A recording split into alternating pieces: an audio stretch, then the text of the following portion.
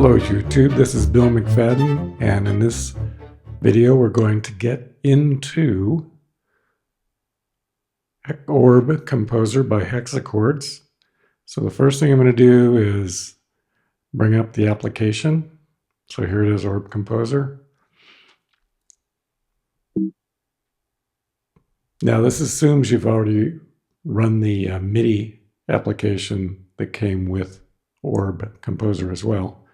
So once we've done this, then we select a template and we'll do the orchestral. And all the instruments appear. And so the next thing you want to do is decide which kind of block you want to use. You want to use an intro? Do you want to use a theme? Do you want to use a transition? And it would be too premature for an end. So let's just go ahead and do a theme for the purposes of illustration. Drag it over into this area over here. And after you've done that, then you need to go down and select a bar block. So we have, as we've mentioned in the previous video, sentences in 8 bars, and we do have the option of increasing the bar length up to 16. So sentences of 8 bars, sentences of 4 bars and 4, and the relevance of that is the chord sequences for the first 4 bars will be the same as the chord sequence for the second 4. If you have 8 bars, then you could have different chords in each of the 8 bars. Okay, and then here you have a question answer with a 4 and 4, question answer 4 and 4. And then we have them split up into 2, 2, 2, and 2, question, answer to question, and so on, like we discussed in the previous video. Now, so let's go ahead and do the sentence with 8 bars. And so it automatically generates these chords, and we do have some repetitions, but that's not the point right now. We're just getting into the workflow. Now, at this point, you can't generate a new melody yet because we don't have any instruments. But if we go to this icon, we could create instruments and notes in the instruments. Here, this would create chords, but if we click on that, since we don't have any instruments, there's no chords to create. The next option is we have notes, but we don't have instruments in. So when you start out, you want to either do create instruments, this icon here, and notes, or create everything, which gives you melody, instruments, and notes. The other option we have, if you suppose you just want to start with a small orchestration and you want to choose your instruments. So we can go down. So here we have the chords that we can select. Here we have the chords themselves. But if we go down one more, we have the instruments. And if you notice, we have a piano. So what I can do is drag the piano anywhere I want. I'll go ahead and choose the first row in our instrument list. And as you scroll down, you see you have quite a few different instruments from your woodwinds, your brass, your strings, and so on. So we have a piano. Now, if I double click where I put the piano, then Orb Composer will automatically put in this case, a track with notes in it. And if I double click, then we can see that the role of the one track I put in is accompaniment. Now I can change that role to melody or background or bass. And also you can double the melody, double the accompaniment, double the background, double the bass, but that would be premature since at this point we don't have anything to double other than the accompaniment we're putting in. So if we added another track, we could double that. But for the time being, we'll just go ahead and look at the next parameter, dynamics. So it's defaulted to medium. We don't have any crescendos, decrescendos. And then the rhythm, it's defaulted to very low in both cases, so we could change that if we wanted to. And then the register, medium register of the piano. Polyphony, unless you're doing a background, you'll have a polyphony of 1. But once you do a background, and you have choices for up to 5 notes in the polyphony. And then as far as chord notes, for the piano, we can do, in this case, up to 4 different chord notes. Let's go ahead and choose 3, apply. And then let's go ahead and listen.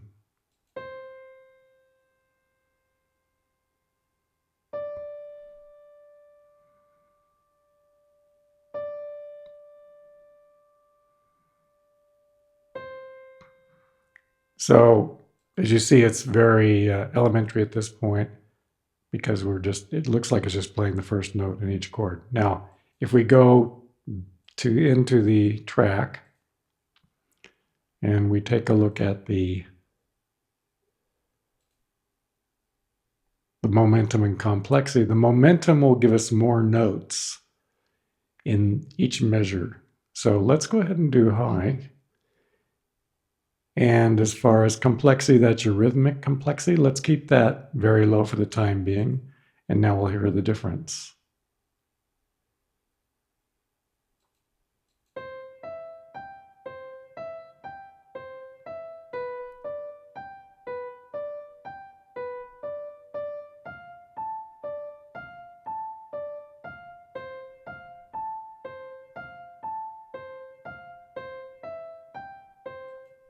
So we see we have a nice little accompaniment for this chord sequence, and we can change this at will. For example, suppose I want to go from C to D minor here. I could just, on the keyboard, type a D, and there's my D minor, click on that. So I've changed that particular chord. Notice it defaulted to 4/4. We could change that if we wanted to. Suppose I click here and go 3/4. This is in the Pro version. And then we'll go ahead and rewind it, hit play.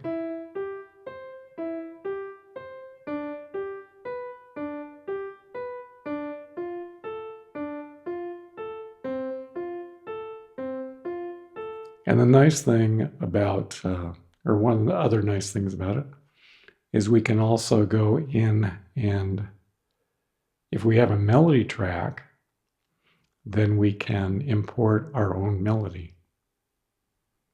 So if you want to import your own melody, you would have to create that melody using the same key signature and also the same tempo. So here we have 60 beats per minute. So I could go in any other program, create the MIDI melody. I'd probably want it to be 6 measures, 3, 4, and so on. And then I could go ahead and import it. But for the time being, we'll just continue working with this custom arrangement here. So we have the piano. And let's go ahead and do a flute melody. So I'll double click on flute. And then since we want a melody, I'll go ahead and make it legato. So we have tenuto, long, legato options. So I'll do legato, apply that. And then also, if you'll notice right here, it says it's an accompaniment track. So if we want a melody, let's go ahead and click on melody. So note we'll have a melody. It's legato, so let's go ahead and rewind and play.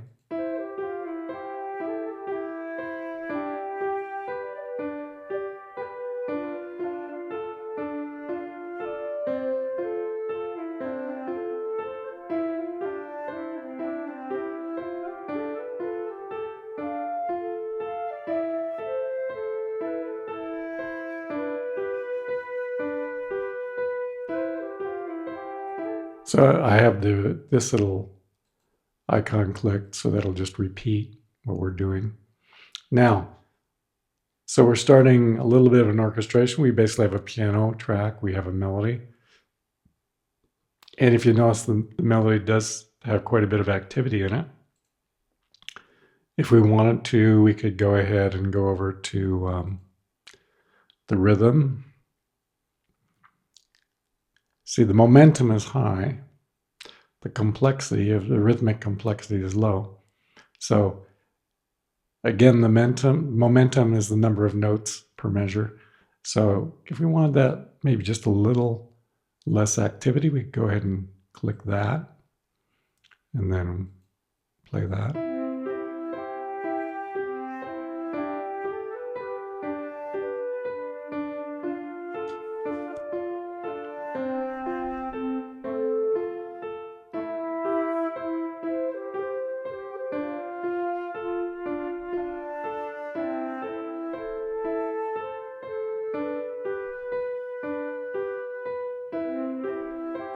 Okay, now let's add some string accompaniment to that. Let's go ahead and add in a viola. So I'll just double click there. Orb Composer will generate an articulation. Pits, let's go ahead and go with long instead. And it's doubling the accompaniment. We do have accompaniment up here, so it would double that one. Okay, again, we can change that, the roll. In this case, it's double accompaniment. We could do background. Let's go ahead and do background.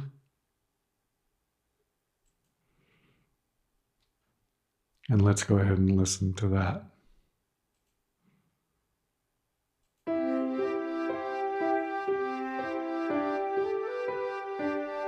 So right away, I hear a little bit too much activity in the viola that it defaulted to. So,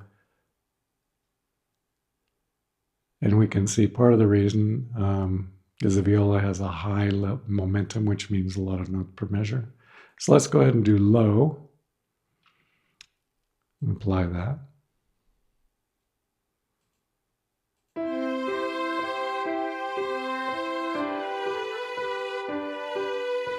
So that's better. Now I probably want to lower the volume a little bit. So I'll go over to dynamics. It's defaulted to mezzo forte. So we'll just go ahead and hit piano. And then.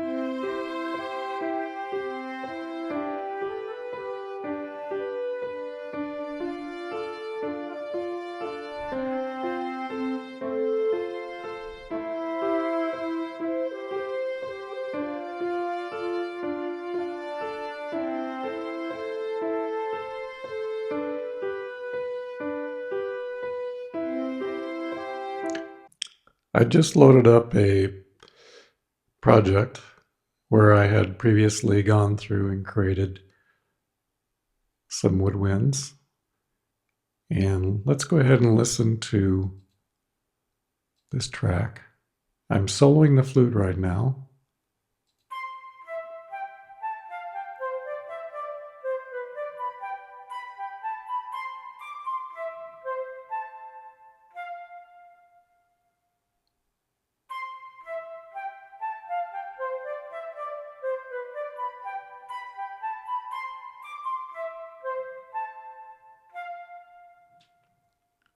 So now what I'm going to do is add in a piccolo. Now, the thing to notice here is we have a melody track, and this is a given melody here. It's melody, we could call it number 1. And then we have a different melody, number 2. And then we have another melody, melody 3, and these are actually independent melodies. Now, let me go ahead and zoom in a little bit.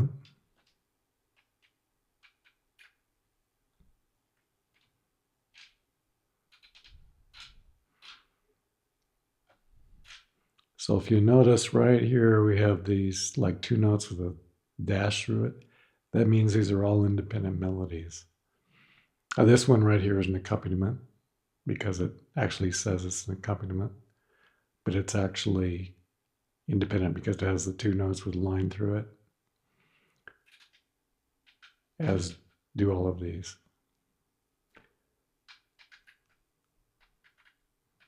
So if you notice, they all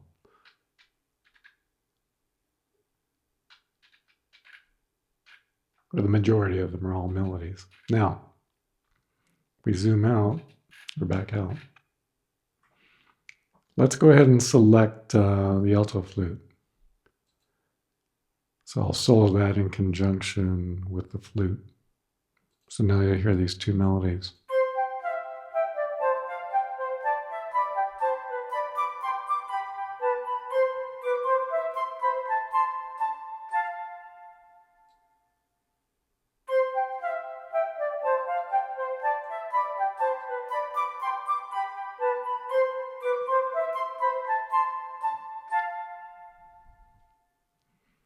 And let's go ahead and add in bass flute.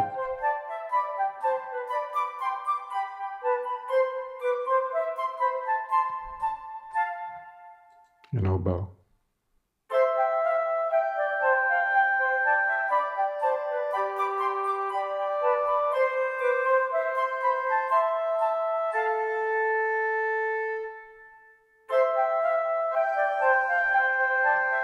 English horn, clarinet, bass clarinet,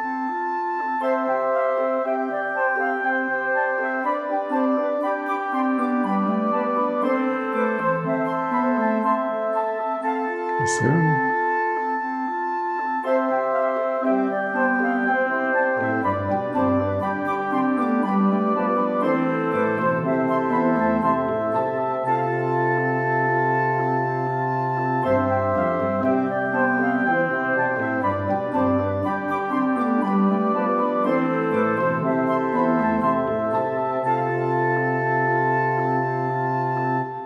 So in one of the upcoming videos, we'll get into how to create a list of independent melodies and then have them playing along with each other.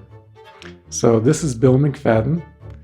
If you like this video, please click like. If you wish to subscribe, please subscribe. Click on the subscribe icon at the end of the video.